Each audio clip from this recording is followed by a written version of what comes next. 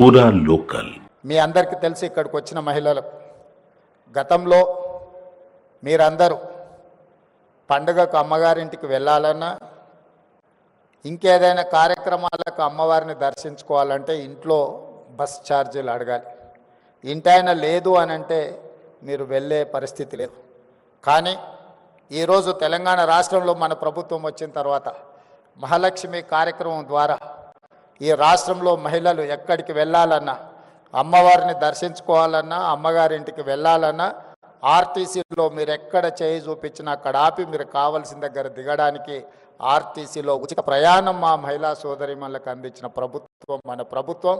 మహిళలకు ఒక ప్రత్యేక నజరాన శ్రీమతి సోనియా గాంధీ గారు ఇచ్చారు. దాదాపుగా ఇప్పటికీ 16-17 నెలల్లో 5,200 కోట్ల రూపాయలు ఈరోజు ఆర్టీసీకి రాష్ట్ర ప్రభుత్వం చెల్లించడం జరిగింది. మా మహిళలు ఆర్టీసీ ఉచిత బస్సు ప్రయాణం వినియోగించుకోవడం వల్ల ఆడబిడ్డలకు ఒక్కొక్కరికి దాదాపుగా నెలకు 5,000 రూపాయలు ఆదాయం మిగలడమే కాకుండా ఆర్టీసీ కూడా ఈరోజు లాభాల బాటల్లో నడుస్తుంది. గతంలో ఆర్టీసీ నష్టపోయి ఆర్టీసీని ప్రైవేటైజ్ చేస్తారన్నంత ప్రమాదానికి దారితీసింది. ఆనాడు జీత భత్యాల కోసం వాళ్ళు నిరసన తెలిపి బందులు పాటిస్తే దాదాపుగా 50 మంది కార్మికులు చనిపోవడం జరిగింది. అలాంటి ఆర్టీసీలో 50,000 మంది కార్మికులు ఉన్నారు. ఇవాళ 50,000 మంది కార్మికులు ఆర్టీసీ లాభాల బాటలో నడవడం వల్ల ఆ కుటుంబాలన్నీ కూడా బాగుపడ్డాయి అని అంటే మా ఆడబిడ్డలకి ఈరోజు తెలంగాణ రాష్ట్ర ప్రభుత్వం మహాలక్ష్మి పథకం ద్వారా మీకు ఆర్టీసీలో ఉచిత బస్సు ప్రయాణం అందించడమే ఈరోజు ఆర్టీసీ లాభాల బాటల్లో నడుస్తుంది. ఇదే కాదు, ఈరోజు ఆడబిడ్డలకు 500 రూపాయలకు సిలిండర్ అందించిన ఈరోజు గ్రామీణ ప్రాంతాలలో ముఖ్యంగా తండాలలో గూడాలలో ఉన్న ప్రభుత్వ పాఠశాలలు అమ్మ ఆదర్శ పాఠశాల పేరు మీద పాఠశాల నిర్వహణ పెత్తనం అంతా కూడా ఈ అమ్మల చేతుల్లో పెట్టాం. ఎందుకంటే గ్రామీణ ప్రాంతాలలో చదువుకుంటున్న పిల్లలు వాళ్ళ పిల్లలే.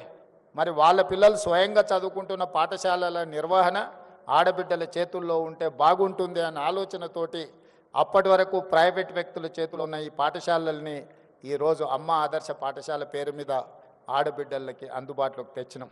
ఇదే కాదు, ఈరోజు దాదాపుగా 1,30,00,000 డ్రెస్సులు ప్రభుత్వ పాఠశాలల్లో చదువుకుంటున్న విద్యార్థులకు కుట్టించే బాధ్యత గతంలో ఇవన్నీ కార్పొరేట్ కంపెనీలకు ఇచ్చేది. కానీ మన ప్రభుత్వం వచ్చిన తర్వాత పాఠశాలల్లో చదువుకుంటున్న ప్రతి విద్యార్థికి బట్టలు కుట్టే కార్యక్రమాన్ని మహిళా సంఘాలకు అందించడం ద్వారా ఈరోజు మహిళల్ని ఆర్థికంగా నిలబెట్టడమే కాదు, స్థానికంగా స్కూళ్ళు తెరిచిన మొదటి రోజే 65 లక్షల డ్రెస్సులు కుట్టి విద్యార్థులందరూ కూడా అందించడం జరిగింది. గతంలో ఎప్పుడు కూడా అక్టోబర్ నవంబర్ వస్తే కానీ వాళ్ళకి బట్టలు ఇచ్చేవాళ్ళం కాదు. కానీ మహిళలకు ఆ బాధ్యత అప్పచెప్తే ఈరోజు సరైన సమయంలో మహిళలు ఈరోజు ఆ పాఠశాలలు ఉండే విద్యార్థులకు బట్టలు స్టిచ్చింగ్ చేసి ఇస్తున్నారు. అదేవిధంగా ఈరోజు పాఠశాలల్లో పెట్టే మధ్యాహ్న భోజన పథకం కావచ్చు, రెసిడెన్షియల్ అండ్ వెల్ఫేర్ స్కూల్స్లో ఎస్సీ ఎస్టీ బీసీ మైనారిటీ అదేవిధంగా కస్తూర్బా పాఠశాలలో కూడా నిన్నమన్ననే నేను సమీక్ష చేసి అధికారులకు ఆదేశాలు ఇచ్చిన. ప్రైవేట్లో కొనుగోలు చేస్తున్న కూరగాయలు కావచ్చు, పాలు కావచ్చు, ఇతర నిత్యావసర వస్తువులు అన్నిటిని కూడా మహిళా సంఘాల నుంచే కొనాలి, మహిళా సంఘాలను వ్యాపారంలో ప్రోత్సహించాలని ఆలోచనతోటి ఈరోజు మహిళలకే అందించడం జరిగింది. ఇంతకుముందు దివ్య రాజేంద్రన్ గారు చెప్పినట్టు పెట్రోల్ వ్యాపారము అని అంటే పెట్రోల్ బంకులు అంటే రిలయన్స్ గుర్తొస్తుంది, సోలార్ పవర్ అంటే అంబానీ గుర్తొస్తాడు. అదానీ అంబానీలు పెట్రోలియం బిజినెస్కు సోలార్ పవర్ బిజినెస్కి మారు పేరైతే ఈరోజు మా ఆడపడుచులకు మీకు పెట్రోల్ బంకులు పెట్టుకునే అవకాశం ఇచ్చే నారాయణపేటలో నూతనంగా ఆడబిడ్డల చేత పెట్రోల్ బంకు నిర్వహించడానికి ఈరోజు మా ప్రభుత్వం అనుమతి ఇచ్చి మిమ్మల్ని ప్రోత్సహించింది.